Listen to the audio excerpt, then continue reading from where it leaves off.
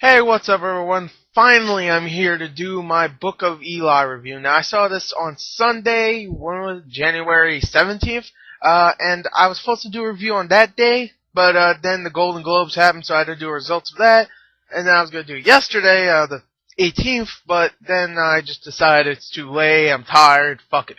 So, I'm doing it now. So, I'm probably not going to get as many views usually, and plus I'm uploading this video pretty early before most of the people that watch my videos even get home from like school or something. I get home earlier because I just finish early because I'm in college, so it's a little different. Anyway, yeah, here's my Book of Eli review. Enough about me. Let's go on to Denzel Washington cutting people's hands off. Okay, the story in Book of Eli is pretty simple. A man, he has a book. He keeps this book. It's a special book. It's very, very special. Very, very special. Very, very special. That he can't have anybody else to have this book. He has to go to the West to see if there's anything he could do with this book because he really thinks that's something important with this book in the West. So on his journey, he meets up in this like kind of like a town, you know.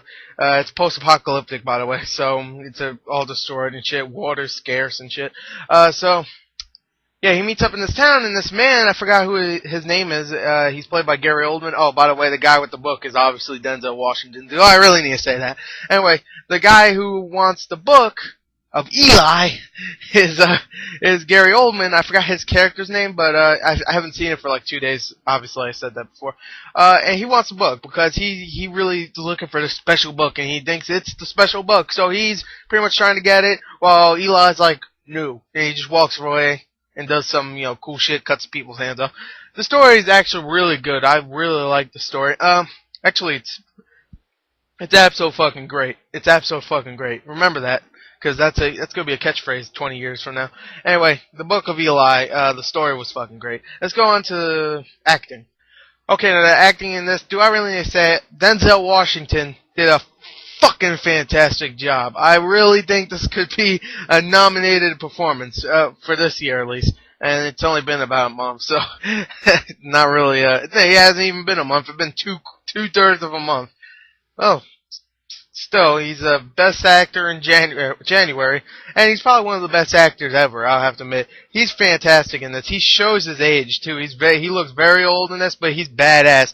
And when he quotes shit from this book. It's badass. He's like, blah, blah, blah, blah, blah. Then he cuts everybody's arms off and shit. I'm like, wowee! Anyway, yeah, he does fantastic.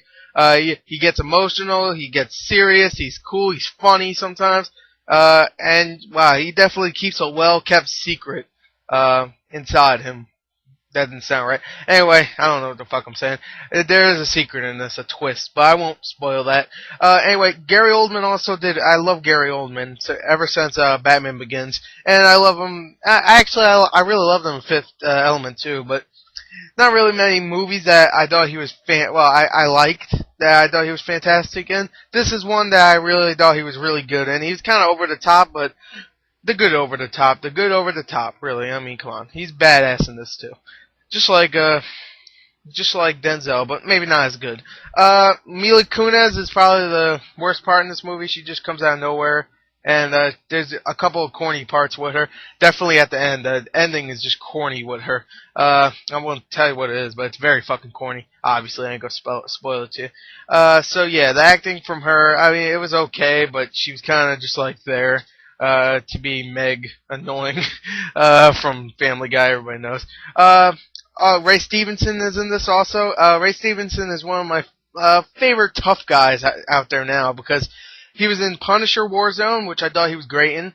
He was in the Circuit du Freak. He was great in that too, and he's great in this. And he's a tough guy in all three movies, and he's great as the tough guy. I have to admit, Punisher, he was badass, and I mean, I don't care what people say. I really like Punisher. That was a fun ass movie.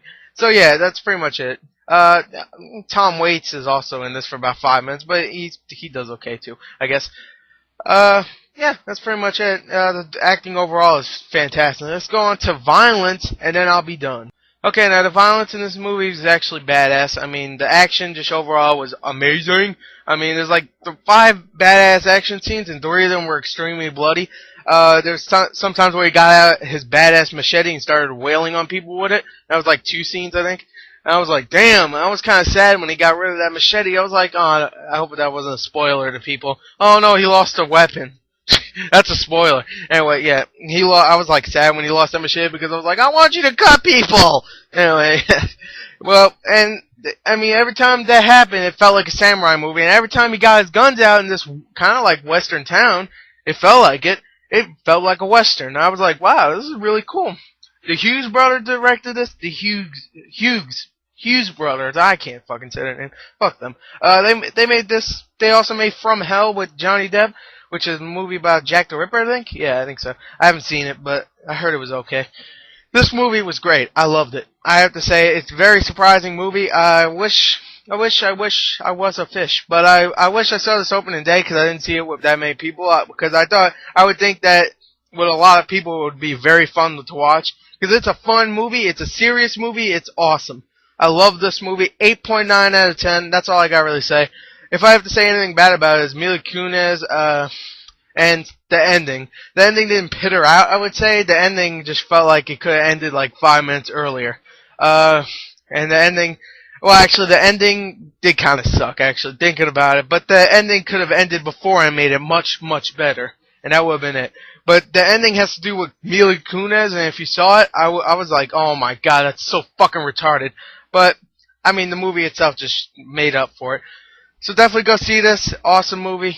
8.9 out of 10. Not as good as Daybreakers. I like it. Daybreakers a little bit more. Yeah, that's my opinion. I don't care.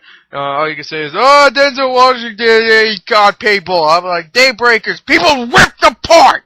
Anyway, yeah. Book of Eli, great movie.